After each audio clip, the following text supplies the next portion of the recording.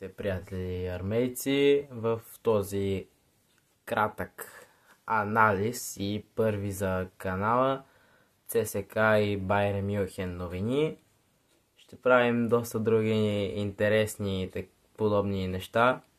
Сега ще изкоментираме ситуацията около ЦСКА и напускането на Филип Филипов в вчерашния ден. Видеото се записва на 10 февруари, понеделник. За сега всичко ще бъде презаписано, защото все още има проблеми с Twitch. Но мисля, че има важни теми, по които ще поговорим за бързо. Като една от тях е, и мисля с нея да почнем, матча с Славия.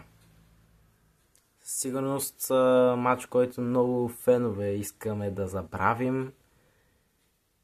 Да започнем на чисто, Томаш да си поправи грешките и голяма част от футболистите, които бяха използвани в този двубой, да не бъдат използвани в бъдеще.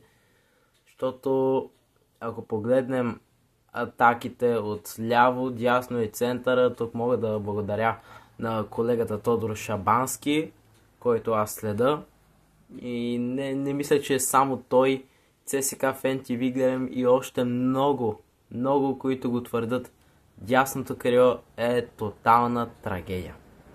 Илян Илиев и Торицов, който пък е капитан на всичкото отгоре, абсолютно нищо не правят. Трябва да се вземат крила и със сигурност трябват още трансфери. Трансферния прозорец затваря след към около 2 седмици, нещо такова, по последни данни.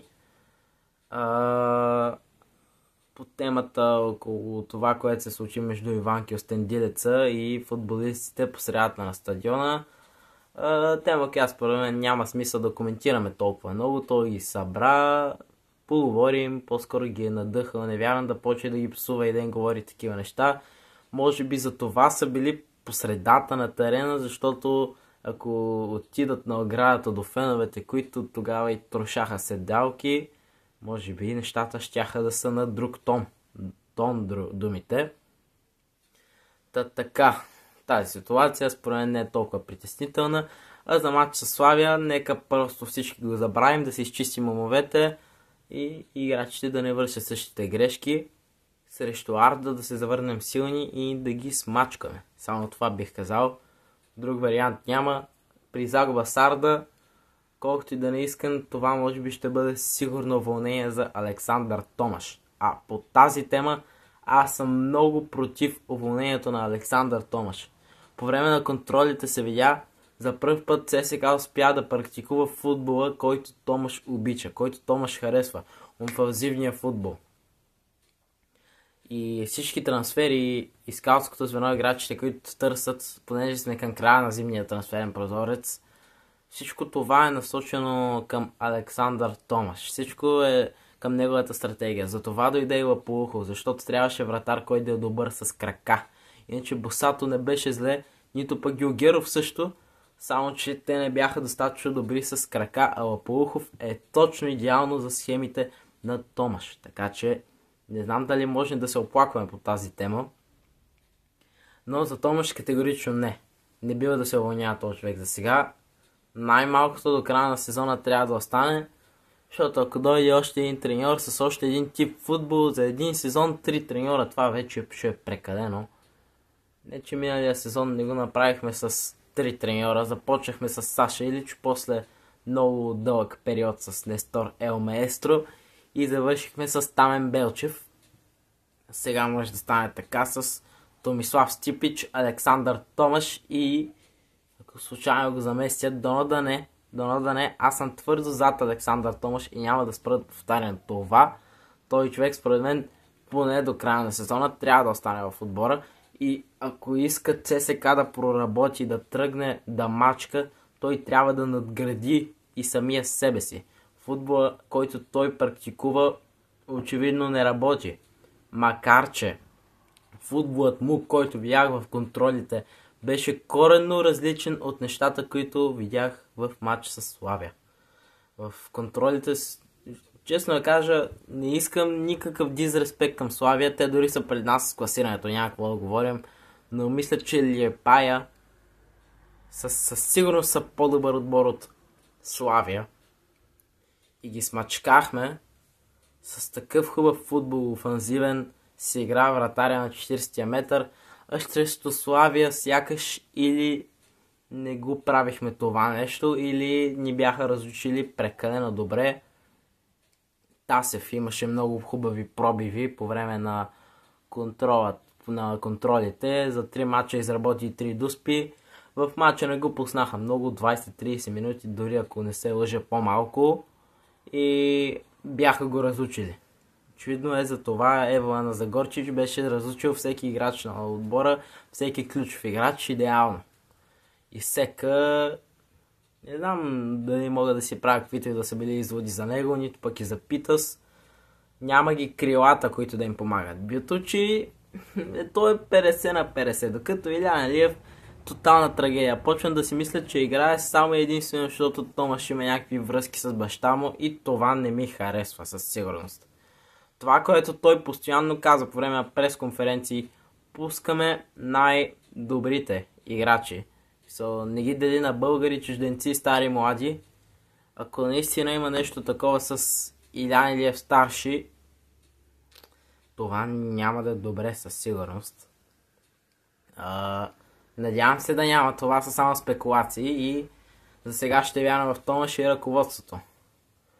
Другата и най-прясна тема, докато го кача, вече може да излезла новина по тази тема.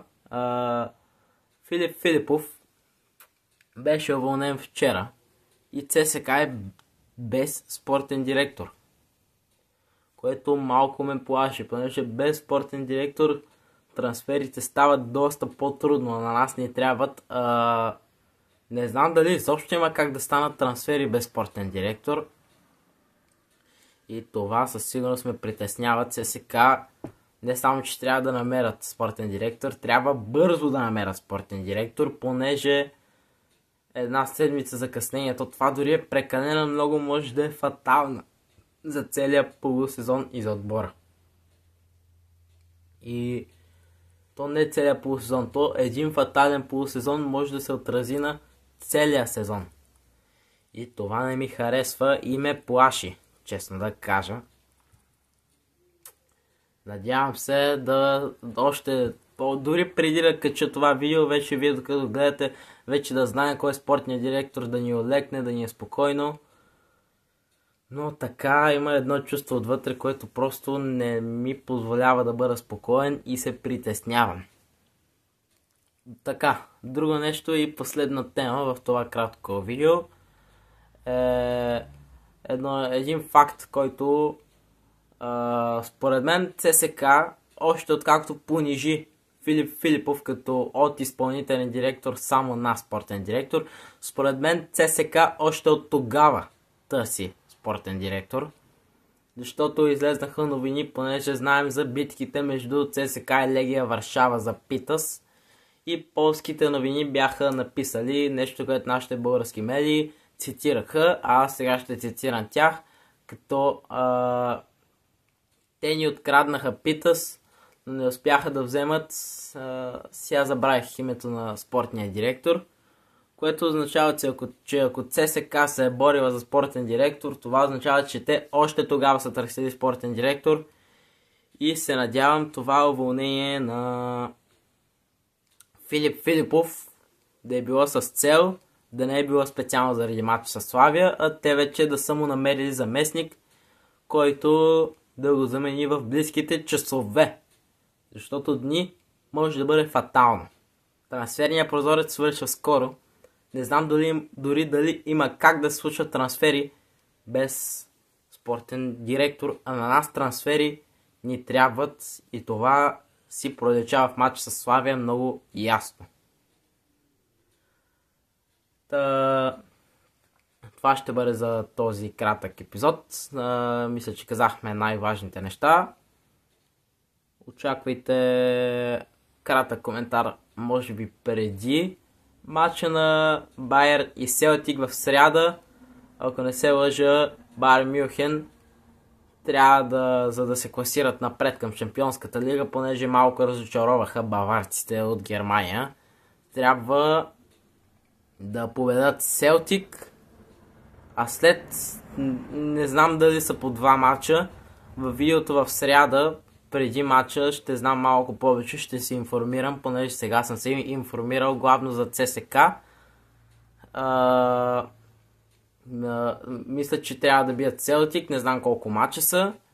И после най-вероятно ще трябва да играят между победителя от матча Реал Мадрид срещу Манчестър Сити. Който от двата отбора да ще е тежък пътя към Шампионската лига. На някои матчове дори може и да реагираме на живо, ако до тогава съм си оправил Twitch-а. Благодаря ви, аз бях ЦСК София Нюс. До нови срещи и нека си пожелаем до следващото видео вече да има един спортен директор. Благодаря.